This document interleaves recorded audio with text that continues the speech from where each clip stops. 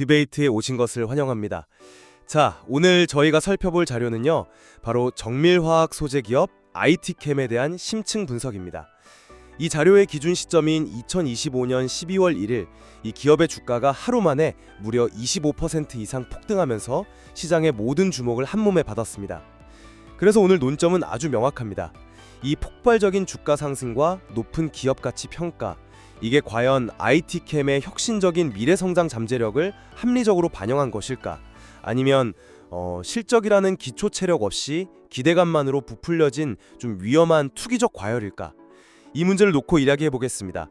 저는 IT캠이 반도체, 디스플레이, 바이오, 이 핵심 성장 산업의 교차점에서 독보적인 기술력과 확장성을 보여주고 있다고 봅니다.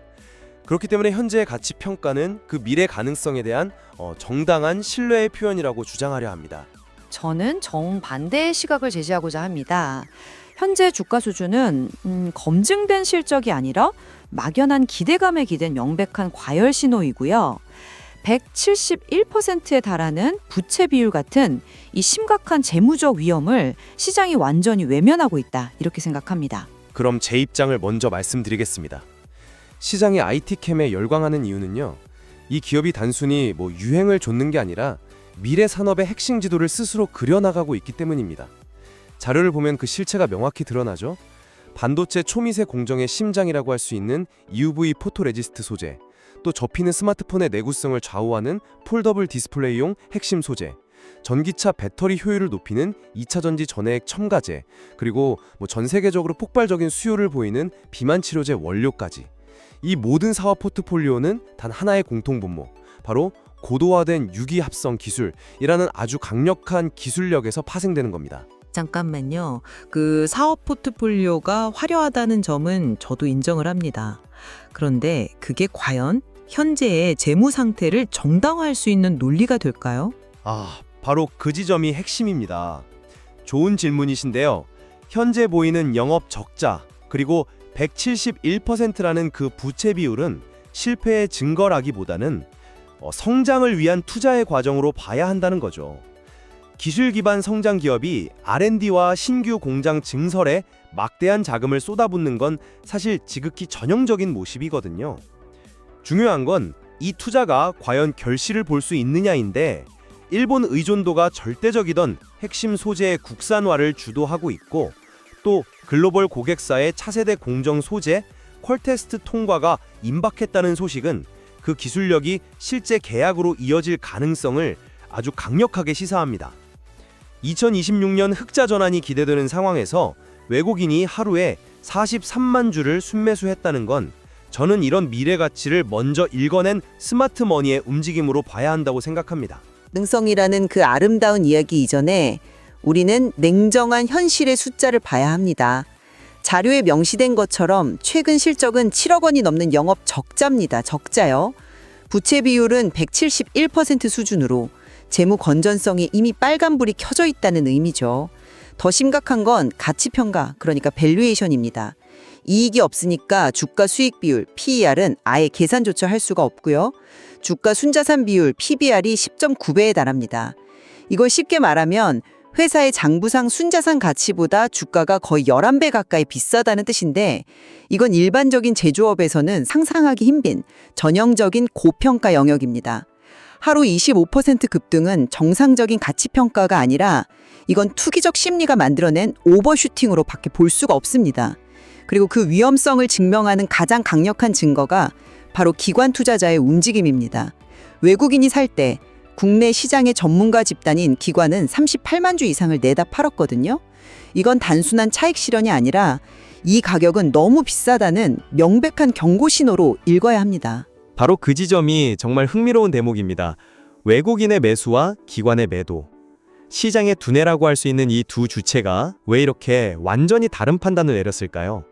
저는 일단 기관의 매도는 단기적인 차익 실현 물량으로 봅니다. 이미 낮은 가격의 주식을 보유하고 있던 기관 입장에서 주가가 급등했을 때 이익을 확정하는 건 당연한 전략이죠. 하지만 외국인의 움직임은 다릅니다. 하루에 43만 주라는 그 막대한 물량을 사들인 것은 단순히 주가가 오르니까 빨아붙는 그런 단기적인 움직임으로는 설명하기가 좀 어렵습니다. 그렇다면 그들의 매수를 어떻게 설명해야 할까요? 혹시 미공개 정보라도 있다는 말씀이신가요? 네, 저는 그럴 가능성을 배제할 수 없다고 봅니다. 자료에서 암시하는 차세대 반도체 핵심 소재 양산 공급이라든지 해외 대형 고객사 확보 같은 정보는 아직 시장에 완전히 공개되진 않았지만 물밑에서는 진행되고 있을 수 있습니다.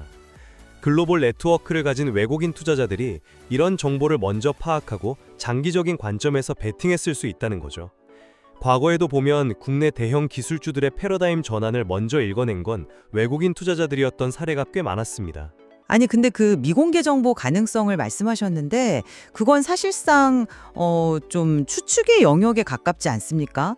오히려 MSCI 지수 편입 같은 그런 기계적인 수급 요인 혹은 단기 모멘텀을 쫓는 한번일 가능성을 더 합리적으로 봐야 하지 않을까요? 저는 두 주체의 상반된 움직임 자체가 현재 주가에 대한 극심한 의견 대립을 보여주는 증거라고 생각합니다.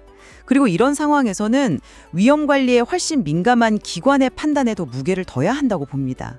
펀더멘털을 뒤흔들 만한 확실한 호재가 있었다면 기관이 그렇게 대규모로 주식을 팔아치우진 않았을 겁니다.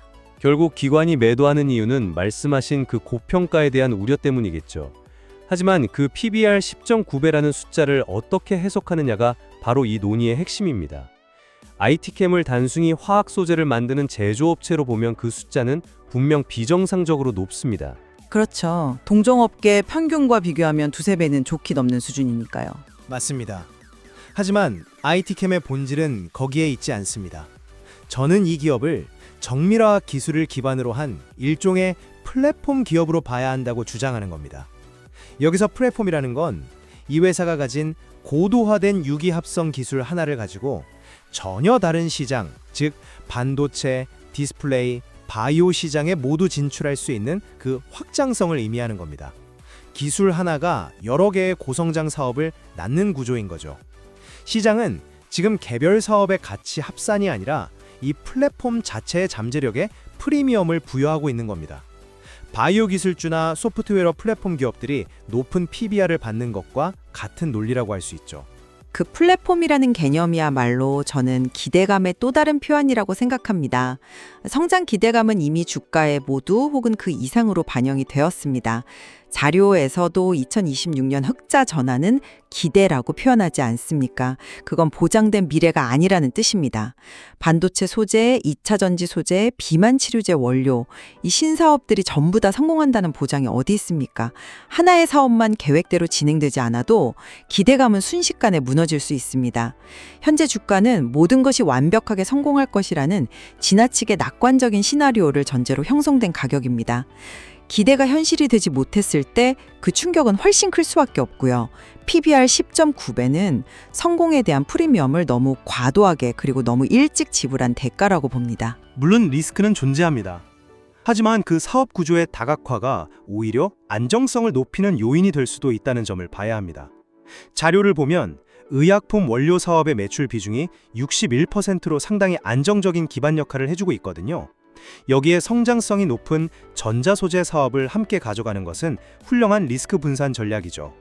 한쪽 산업의 경기가 둔화될 때 다른 쪽이 보완해주는 안정적인 포트폴리오 효과를 가질 수 있습니다. 하지만 그건 두 사업이 모두 성공적으로 운영될 때의 이야기입니다. 자료에서도 이질적 사업 구조에 대한 우려를 분명히 언급하고 있지 않습니까? 의약품과 전자소재는 산업의 특성, 고객, 규제 환경, 마케팅 방식이 완전히 다릅니다. 이것이 투자자에게는 기업의 정체성에 대한 혼란을 주고 또 경영진의 전문성이 분산되어서 두 분야 모두에서 최고의 경쟁력을 갖추기 어려워지는 결과를 낳을 수도 있습니다. 저는 그 부분에서 고도화된 유기합성 기술이라는 핵심 역량이 두 사업을 묶어주는 강력한 연결고리라고 봅니다.